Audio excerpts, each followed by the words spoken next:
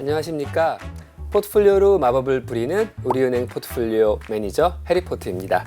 지난 3월부터 한 8달 동안 한 20편 정도의 이런 클립을 촬영하면서 그동안 다양한 말씀을 드렸어요. 그리고 시간이 꽤 흐른 상황에서 어느 정도 효율적이었는지 잘 맞았는지 그 말씀을 한번 리뷰하는 시간을 지금부터 2편에 걸쳐서 진행하려고 합니다.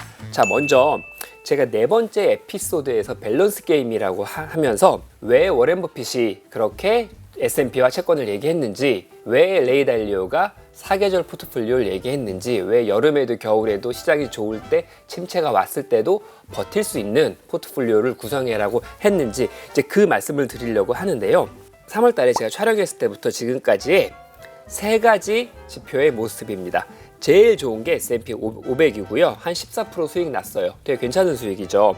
단기간에. 요게 레이 달리오의 포트폴리오입니다. 보시면 내려갈 때 조금 덜 빠지고 올라갈 때 조금 덜 올라가고, 그래도 얘도 한 6개월, 7개월, 11% 수익이 났습니다. 되게 나이스하죠. 그리고 이 변동성이 크고 손실을 발생하고 있는 게 우리나라 코스피입니다. 비단 지금 상황이 조금 안 좋은 이슈가 있어서 이럴 수도 있지만 장기적으로도 사실 이런 변동성의 폭은 거의 비슷하게 유지가 되어 왔습니다. 우리가 한번 눈을 감고 과거에 투자하셨을 때 실패했던 경우를 떠올려 보세요. 실패를 했던 게 마음속에 남아있다는 거는 크게 손실이 났던 건데, 우리가 이렇게 크게 잃지 않기 위해서 포트폴리오를 구성하는 거거든요. 우리가 이제 여름이고 가을 넘어가면서 모기에 물리잖아요. 모기에 100번 물려도 괜찮아요. 그냥 다음날, 다다음날 좀 가려우면 끝이에요. 포트폴리오는 그 깊이를 계속 완화시켜 줍니다. 그런데 만약에 우리가 평생 한 번이라도 블랙맘바에게 물린다, 그럼 그날 죽는 거거든요. 치사율이 100%예요. 즉 우리는 물리더라도, 맨날 물리더라도 모기에 물리셔야지, 한번 포트폴리오를 잘못하고 왜곡하고 정말 집중 투자해서 블랙맘바에 물려버리면 그 상황으로 끝나게 됩니다. 그래서 오늘 드리고 싶은 말씀 첫 번째는 포트폴리오는 필수다, 그 말씀을 꼭 드리고 싶고요. 두 번째, 제가 한 3월 28일쯤에 방송이 된 레버리지 관련된 말씀을 드린 게 있어요. 지금도 아마 많은 분들이 레버리지 쓰시고 계실 거예요. 당연히 이게 되게 달콤해요. 단기간에 내가 제한된 시드로 큰 수익을 보는 방법은 정말 공격적으로 하던가 레버리지를 끼던가 이 방법밖에 없거든요. 하지만 이걸 반대로 얘기하면, 우리 카지노 가보셨죠? 카지노 가서 투자하시면 이제 일확천금 놀이잖아요. 플레이어가 있고 뱅커가 있으면 한두 번은 플레이어가 이기고 크게 딸 수 있지만 결론적으로 가면 뱅커가 항상 이깁니다. 그 이유가, 물론 우리가 대수의 법칙을 얘기하는 것도 맞지만 저는 그것보다 이 말씀을 드리고 싶어요. 여기 보시면 이게 우리가 가장 사랑하는 반도체 ETF입니다. 지난 제가 이걸 말씀드린 4월부터 지금까지, 정확히 9월 말까지 대략 한 2%가 올랐어요. 큰 수익은 못 냈죠. 약간의 변동성도 있었고, 이 에메랄드색이 뭐냐면 세배 ETF입니다. 내려갈 때 빠지고 올라갈 때 올라가고, 결국 얘 손실이 지금 지난 6개월 가까이 되는 시간 마이너스 20%입니다. 인버스 하락에 베팅한 세배 ETF는 지금 마이너스가 벌써 35% 났습니다.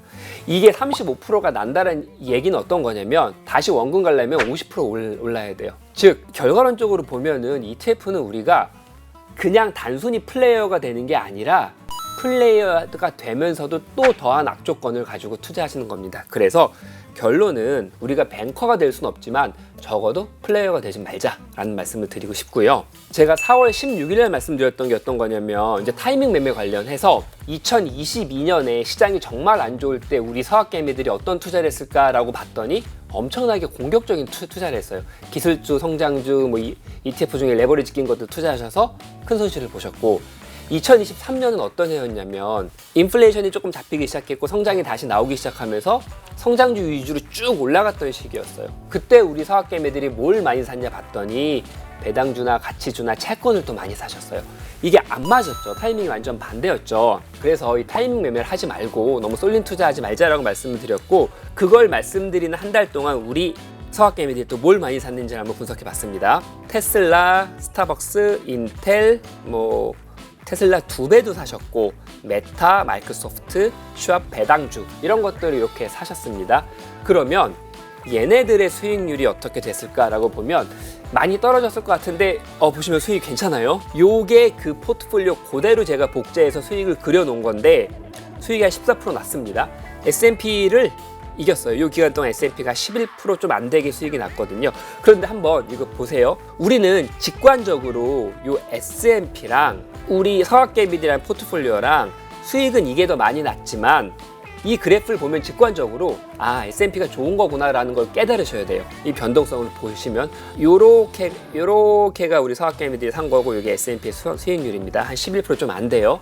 수익을 만든 게 테슬라 그리고 테슬라 2배 레버리지 빼고 한번 S&P 이긴 게 있나 볼게요. 반도체 3배 완전 깨졌고 스타벅스도 못 이겼고 인텔 박살났고 메타 정도만 이겼습니다. 그리고 채권 안 되고 마이크로소프트도 안 되고 배당주도 안 되고 결론은 이 수익을 만든 거 하나 테슬라와 테슬라의 레버리지로 만들었습니다. 우리가 이제 타이밍 매매가 어렵지만 되게 매력적입니다. 왜냐하면 딱 저점에서 고점에 팔면 그 짜릿함이 엄청나게 크니까. 하지만 2023년도, 4년도, 그리고 지금도 마찬가지지만 결론적으로 분석해 보면은 우리는 타이밍 매매 통해서 지는 확률이 훨씬 더 높다. 그러니 거기에 너무 매몰되지 말자를 제가 말씀드렸고요. 네 번째로 제가 인덱스 투자 관련해서 말씀드렸어요. 역시 마찬가지로 인덱스 투자를 기본적으로 깔고 가자가 그 4월 달에 말씀드렸던 제 결론이었는데 근데 이 투자 세계에서는 가장 기본이 되는 거에 정답이 이미 나와 있습니다.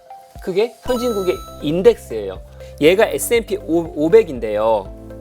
그때도 말씀드렸지만 10년 동안 S&P 500을 이긴 인덱스 대형주 펀드가 15%밖에 안 돼요. 지난 3년도 15%밖에 안 되고 그러면 대형주뿐만 아니라 S&P 500 밖에 있는 뭐 501번째부터 900번째까지 있는 S&P의 중형주를 보면 역시 한 20%만 S&P 400을 이기고 3년 동안도 30%가 안 됩니다. 잘 못 이겨요. 가치주를 보더라도 가치주를 이기는 펀드가 10%가 안 됩니다. 3년 동안도 10%밖에 안 돼요. 우리가 정답이 나왔잖아요. 우리가 적어도 중간보다 잘하면 우리 돈을 벌게 이 자본시장은 설계가 돼 있거든요. 그러면 그냥 S&P를 기본적으로 깔아 놓는 순간 우리는 적어도 내가 나머지 자산으로 개인기를 부리다가 잃더라도 이 핵심 자산 코어는 항상 상위 10% 15%에 그냥 깔고 가는 겁니다. 그러면 투자가 정말 쉬워지거든요. 정답을 알고 있지만 우리가 투자를 못하는 거예요. 그래서 그때 제가 이거 말씀드렸던 순간부터 지금까지도 S&P 500 인덱스 수익률이 되게 좋았지만 당장 내일부터 떨어질 수도 있어요. 하지만 장기적인 관점에서는 우리는 답을 가지고 있고 절대로 잃지 않는 투자를 하시게 될 거니까 인덱스는 꼭 포트에 포함하시자는 말씀을 드립니다. 이번 편에서는 우리가 잘 알고 있지만 실천하지 못하는 원론적인 그리고 조금은 전통적인 얘기에 대해서 리뷰를 해드렸다면 하반편에서는 뭐 금이나 채권이나 아니면 뭐 전기차나 혹은 뭐 성장주나 우리가 많이 관심 있고 직접 투자하시는 분야에 대해서 제가 말씀드렸고 그거에 대해서 어떻게 시장이 흘러왔는지를 리뷰해드리는 시간을 갖도록 하겠습니다. 지지 않는 포트폴리오 투자는 명동 부테크와